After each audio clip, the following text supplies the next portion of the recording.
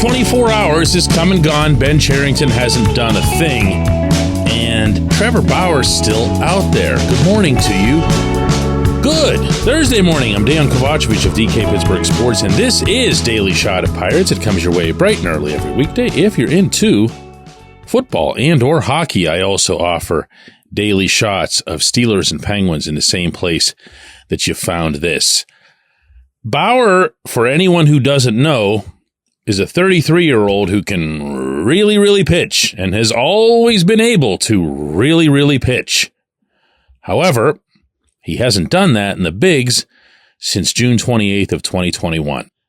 And to fully explain why that is, I'd have to turn this into an R or even an X-rated show. I'm not about to do that. However, I might be able to get away with summarizing the suspension that he received from Major League Baseball of 324 games. I'm going to repeat that again. 324 games for what MLB described at the time as a violation of its domestic violence policy. And the people who put this suspension into place felt so strongly about it that his suspension, which was issued in April of 2022, was twice as long as the previous high for any offender. They really thought very little of Bauer's actions. Now, since then, an independent arbitrator shortened the suspension to 194 games. This was just this past December, and they ruled that Bauer would be immediately reinstated to baseball, at which point the Dodgers immediately released him, and no team anywhere has touched him, including your Pirates. And given the Pirates' need for starting pitching, of course, his name's going to come up among the fan base. And it's going to come up, with maybe not necessarily the most discriminatory eye. Well, it should, even though there's been all kinds of back and forth about who set up who paid off who, how Bauer and his most prominent accuser agreed to disagree and just move on, and everything else that led MLB's independent arbitrator to reduce the suspension. All of that's out there. All of that's available for anyone to read who wants to. There's a lot of salacious stuff. Whether it's accurate or not, it's definitely salacious. But there's another way of looking at this. And this, I believe, is why teams, all of them, including the Pirates, continue to stay away from Bauer. When MLB did its own investigation, and that's how this stuff works, they don't wait to see what the police come up with. They don't base anything at all off court settlements or agreements that are made. They do their own work. They do their own digging. And what led MLB to issue that initial 324-game suspension was that there were several alleged incidents involving several people. There were several interviews conducted. There also was testimony that came from people who aren't involved in this at all. For example, one of Bauer's initial accusers was examined independently at a San Diego area hospital at the time as having an acute head injury and was deemed to have been suggested to manual strangulation along with other injuries from being choked unconscious in what was described at the time as consensual rough sex that went too far. That's as close as I'm going to come to salacious. And remember, this is according to the medical people at the hospital. This isn't a he said, she said. Kelly Valencia, a foreign nurse examiner who performed an exam additionally on this individual later that night, testified that the bruising that she documented in certain sensitive areas was unlike anything that she had witnessed in her 40-plus years of medical experience. That's not a he said, she said. That's an independent medical professional. Now, I'll stop here now, I promise. But no. Okay, no. There isn't another word that I or anybody else should have to say to this other than no. When we come back, J1Q. This portion of Daily Shot of Pirates is brought to you by our friends at North Shore Tavern. That's directly across Federal Street from PNC Park. It's home of Steak on a Stone, an eating experience, underscoring the word experience. The steak is brought to you partially cooked on an 800-degree stone, and you do the rest. It's a ton of fun, it's a great meal, and it's a baseball atmosphere like no other in Pittsburgh. North Shore Tavern, right across Federal Street from PNC Park.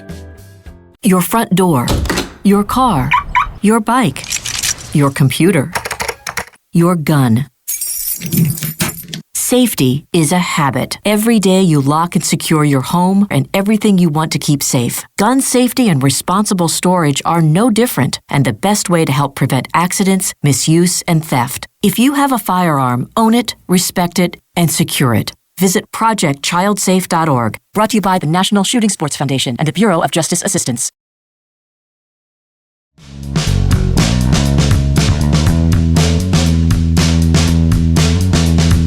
Today's J1Q comes from Josh, who says, "Hey, DK, I'm baffled.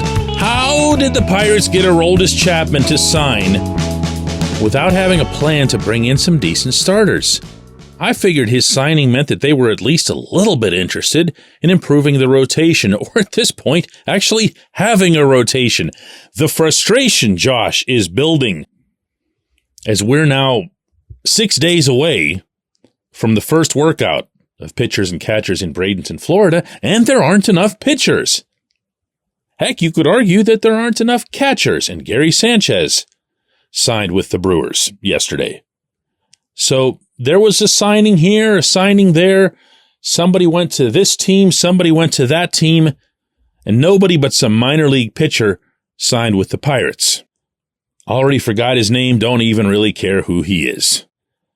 This team doesn't need starting pitching to the extreme that it'd entertain signing a scumbag like Trevor Bauer. But it does need starting pitching. And it's needed soon. Don't be misled by the fact that opening day in Miami is 6 weeks away. Yeah, you can add then, but it's not the same thing. You want your pitchers, especially your starting pitchers, the ones who are logging the most innings, to be in the fold at the start of spring training. And not just because of the familiarity that's necessary between the pitchers and the catchers, which should go double when you have a young catcher like Henry Davis getting most of the reps. But it's little stuff. It's the signals that get cast. It's PFP, which means pitchers fielding practice. It's how to do this, how to do that as it relates to the shifts and pitch outs and all these little details. They're not the same from team to team. They're similar, but they're not the same. And if you had a pitching coach who was capable of making people better, you'd want this pitcher to be in the fold on that count alone. That, of course, doesn't apply here. So, yeah, I'm with you on the general concept. I do get kind of put off when there's a reaction to every single player who signs everywhere. Where's Ben Cherington? Why didn't he get this random 6'7" shortstop that he could have gotten from somebody else? Not every player could have been or should have been in Pittsburgh. But there's a lot of them who've been signed, and for not at all high rates, of whom that can be said this offseason, and in fact, of whom that can be said more loudly and clearly than in any offseason I've covered with this team. I don't recall a winter in which the Pirates were this passive. And believe it or not, that even includes years where you knew they weren't even going to try, like total rebuild years. If anything, you would have looked at the one they had just 12, 13 months ago and said, okay, well, it's going to be a little bit of a ramp up from that. That actually had some players coming. That actually had real additions, guys who were real ball players. And here we are right now in early February, still waiting. And waiting for what? For the price to drop another couple of bucks? And that's the only thing I can think of, is that they want to make the last handful of remaining free agents squirm and squirm and squirm until they come back and say, okay, you can have this other $7 that I wanted. I appreciate the question. I appreciate everybody listening to Daily Shot of Pirates. I know, right?